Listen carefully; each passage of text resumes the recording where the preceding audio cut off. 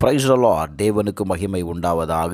ஆண்டவர் இரட்சகருமாய் இருக்கிற இயேசு கிறிஸ்துவின் நாமத்தினாலே உங்கள் யாவரையும் நான் வாழ்த்துகிறேன். இந்த நாளுக்கான தேவனுடைய வார்த்தை சங்கீதம் 80வது அதிகாரம் 1வது வசனம். இஸ்ரவேலின் மெய்ப்பரே, யோசேப்பை ஆட்டு மந்தையைப் போல் நடத்துகிறவரே செவிகொடும். கேருபீன்கள் மத்தியில் வாசம் பண்ணுகிறவரே பிரகாசியும். எனக்கு அன்பானவர்களே, இங்கே ஆசாப் சொல்லுகிற வார்த்தையை கவனியுங்கள், செவிகொடும். இந்த கால வேளையில் அநேகர் சொல்லுகிற ஒரு வார்த்தை, தேவன் என் ஜெபத்தை கேட்கிறாரா? ரொம்ப சாதாரணமாக சொல்லிக்கிறதும், நம்ம வீட்டில் பேசுகிறது போலே அவன் என் பேச்செல்லாம் கேட்கறது இல்லைங்க, அவன் என் பேச்சதெல்லாம் கேட்கறது இல்லைங்க. அதே போல் என் ஜெபத்தை அவர் கேட்கறது இல்லை அப்படிங்கிற முடிவுக்கு நான் வந்து விடுகிறோம். காரணம் என்ன? நாம் ஜெபித்த ஜெபத்திற்கு பதில் கிடைக்காத போது நம்முடைய ஜெபம் இனி கேட்கவே படாது என்கிற முடிவுக்கு வந்து விடுகிறோம். ஆனால் ஆசாப் சொல்லும்போது, ஆண்டவரே செவிகொடும். ஆசாப் அறிந்திருந்தான், அவர் இஸ்ரவேல் ஜனங்களை ஒரு ஆட்டு மந்தையை போல் நடத்தினார். அதனால தான் சொல்கிறான், இஸ்ரவேலின் மெய்ப்பரே, ஆட்டு மந்தையை போல் நடத்துகிறவரே செவிகொடும். எது வரைக்கும் அந்த ஜனத்திற்கு விரோதமாய் நீர் கோபமாயிருப்பீர்?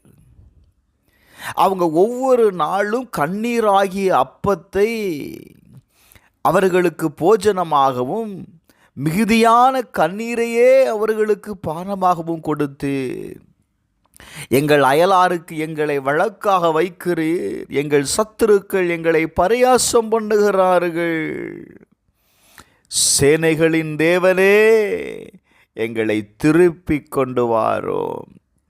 எனக்கு அன்பானவர்களே, இந்த கால வேளையில் இந்த நிலையில் நீங்கள் இருக்கிறீங்களா? கண்ணீரின் அப்பத்தை நீங்கள் ஒவ்வொரு நாளும், அதுதான்ப்பா கண்ணீர் தான்ப்பா எனக்கு ஆகாரம், ஒவ்வொரு நாளும் நான் கண்ணீர் வடிக்கிறேன், சத்துருக்கள் எல்லாம் பேசுகிறார்கள், பரியாசம் பண்ணுகிறார்கள், என்ன செய்வதென்று தெரியவில்லை.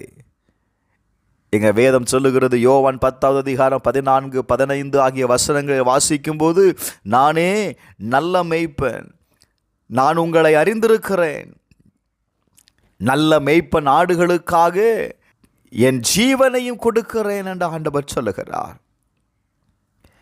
அவர் உங்களை நடத்துகிறவர், மறந்துடாதங்க. அப்போ இஸ்ரவேல் ஜனங்களை நடத்தினவர் ஏன் அவர்களை கண்ணீரின் பாதைகளுக்கு அவர்களை நடத்தினார் அப்படின்னா, அவர்கள் தேவனுடைய வார்த்தைக்கு கீழ்ப்படியாததுனால தான் அவருடைய வாழ்க்கையில் ஒவ்வொரு நாளும் கண்ணீரும் வேதனைகளும் கடந்து வந்தது. அப்போ இன்றைக்கு உங்களை ஆராய்ந்து பாருங்கள். உங்கள் வாழ்க்கையில் ஏதோ ஒரு பகுதியில் தேவன் விரும்பாத ஒரு காரியத்தை செய்கிறீர்கள். தேவன் விரும்பாத ஒரு பகுதியை நீங்கள் ஒவ்வொரு நாளும் உங்கள் வாழ்க்கையில் அது உங்களை விட்டு பிரியாமல் இருக்கிறது.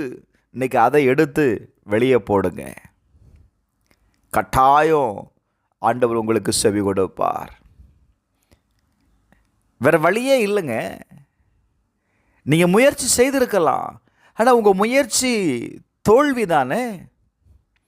எத்தனை நாள் இந்த கண்ணீரோடு, எது வரைக்கும் இந்த கண்ணீரின் வாழ்க்கையை நீங்கள் வாழ்ந்துட்டு இருப்பீங்க? யோவான் 14:6 சொல்லுகிறது, நானே வழியும் சத்தியமும் ஜீவனுமாயிருக்கிறேன். இயேசுதான் வழி. Glory to God. அவருடைய வார்த்தை சத்தியம். அவர் இன்றைக்கும் ஜீவனுள்ளவராயிருக்கிறார். அவர் சொல்லுகிறார், நேற்றும் இன்றும் என்றும் நான் மாறாதவராயிருக்கிறேன். அவரால் உங்கள் கண்ணீரை மாற்ற முடியும், உங்கள் வேதனையை மாற்ற முடியும். இந்த கால வேளையில் தேவனை நோக்கி கூப்பிடுங்க. அப்பா, இந்த பிரச்சனைக்கு காரணம் நீங்கள் விரும்பாத ஒரு காரியம் என் வாழ்க்கையில் ஒரு பகுதியில் இருக்கிறது, அதை எடுத்து போடணும்னு கேளுங்க.